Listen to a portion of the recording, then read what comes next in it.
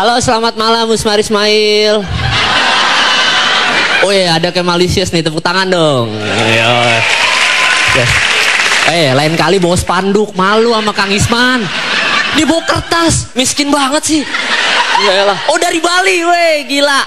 Gimana? Betul. Betul. Ya, apa ya? Apa? Oke. Tadi tumben banget ya Ge, pakai bismillah, terus assalamualaikum, tumben banget ya, dia nyadar kalau dia hari ini mau tereliminasi sob. Nyadar, makanya dia pengen tobat tuh. Dia jarang sholat tuh Ge, kenapa? Jarang sholat, gue kenapa ngebahas Ge?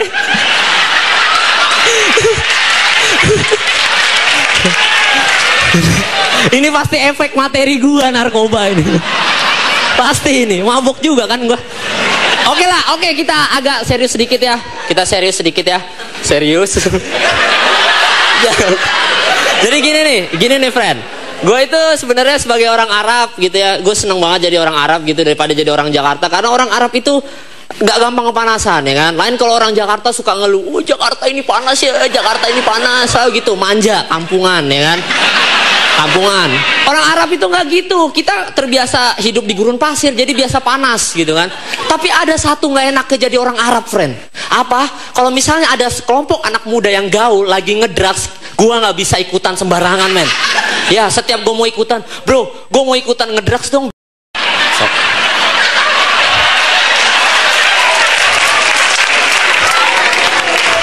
Selalu kayak gitu. Kalau orang Arab itu dianggap bersih. Padahal nggak semua orang Arab itu bersih, friend. Gue ini kotor loh.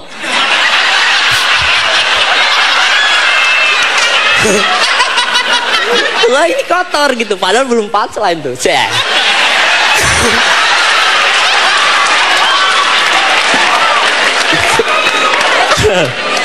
Gue ini kotor loh. Gue doyan ngobat paracetamol, amoxicillin, ambroxol, kurang garang apa lagi coba. Gua kalau dikasih heroin sama kokain kagak bakalan mabuk sob.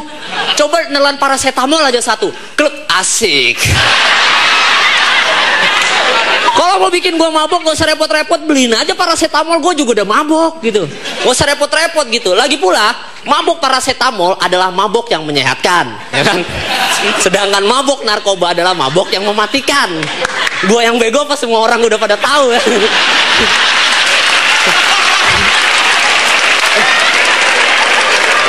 Jadi tadi sampai di mana ya? Mabuk paracetamol adalah mabuk yang menyehatkan ya kan? Mabuk narkoba adalah mabuk yang mematikan gitu. Dan ada efek-efek kalau misalnya lu ada seorang pemakai itu nggak bener men, karena tubuh lu akan nggak sehat gitu. Kayak efek pertama kalau misalnya lu adalah seorang pemakai narkoba, lu akan mengalami sama yang namanya mati rasa sob. Jadi walaupun lu dicubit atau dipukul sekeras apapun, lu nggak bakal ngerasain sakit. Kebayang ya kalau misalnya ada seorang pencopet dan dia mengkonsumsi narkoba. Begitu dia nyopet, dia nggak mesti lari. Nyopet, dia berdiri aja, begitu digebukin, copet, gebuk. Dia nggak bakal aduh. Karena doi pasti nyengir. Pukul aja terus sob, pukul aja. Aduh, nggak berasa. Aduh geli, geli. Geli. Udahan sob, udahan mukulnya, udahan. Ya udah, aneh cabut dulu ya, bawa dompetnya. Ciao, yuk mari. Dan coba bayangkan juga kalau misalnya ada seorang petinju dan dia juga mengkonsumsi narkoba. Karena di saat musuh lu lagi berusaha payah mengalahkan lu masih bisa nyantai, lu masih bisa sambil BBM-an. Bahkan lu masih bisa nelpon cewek lu. Ya sayang, ya dia lagi di arena tinju sayang. Iya, wah ini lagi pertandingan sayang. Ya dia mukul aja nggak sakit. Aduh, set. Begitu ngelihat, matiin handphone, udah ansop mukulnya. Udah capek. capek. Gila lu sakti banget men. Oke. Kedubrak. 7, 8, 9, 10, juara. Wow.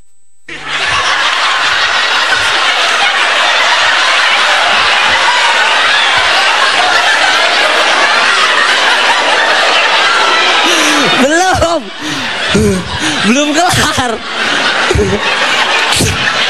Dia menang gara-gara narkoba ya. Dan akhirnya dia juga ketangkep gara-gara narkoba. Syukurin. Dan syukurin juga Kemal, ternyata penonton tidak ketawa. Yuk kita lanjut lagi. Masih mau digoyang? Nah terus juga Efek kedua, kalau misalnya lo adalah seorang pengguna narkoba, ya, lo akan mengalami sama yang namanya, salah ya. Kalau misalnya lo adalah pengguna narkoba, efek kedua, kalau lo pengguna narkoba, lo akan memiliki tingkat kecemasan yang berlebihan, sob. Dan semenjak gue tahu statement ini, gue curiga jangan-jangan nyokap gue pakai narkoba. Karena setiap pulang malam gue selalu gitu. Kamu itu dari mana sih? Mama telepon gak diangkat, SMS gak dibalas, BBM gak dirit. Kamu itu dari mana? Mama pakai narkoba ini, aku rasain. Gila, mama cemas berlebihan ini. Sebentar mama, unit narkoba masuk, unit narkoba.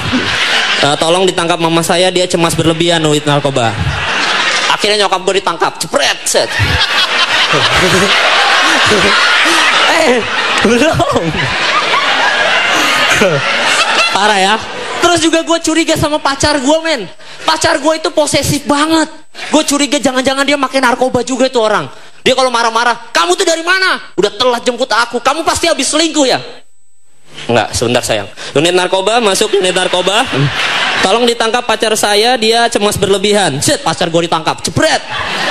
Begitu gue balik, set, ini motor gue kemana ya? Perasaan tadi kan ada di sini. Aduh, kemana ya? Mas, lihat motor saya nggak, mas? Enggak, sebentar. Unit narkoba, masuk unit narkoba.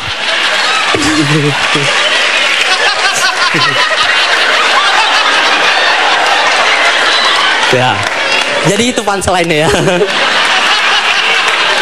Terus apa lagi ya? Oh ya, dan masih banyak lah pengguna-pengguna narkoba yang lain itu efek sampingnya, kayak misalnya pengguna narkoba itu akan takut sama air gitu ya. Lu harus patut curiga juga kalau misalnya ada temen lu yang ternyata misalnya lu lagi holiday ke pantai, begitu lu main air,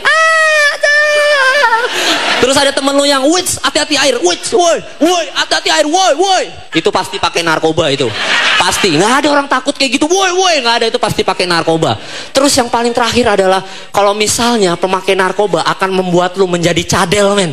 Gua nggak bohong, jadi cadel. Berarti hati-hati kalau misalnya ada temen lu yang cadel di sini, atau yang tadinya nggak cadel tapi sekarang jadi cadel, lu patut curiga, men. Misalnya lu ajak ngobrol, bro, dari mana bro? Kenapa? Dari mana? Coba lu ngomong R, L. Oke. Unit narkoba, masuk unit narkoba. Tolong ditangkap karena ada yang cadel unit narkoba. Sekian dari gua, Kamal Palevi. Terima kasih.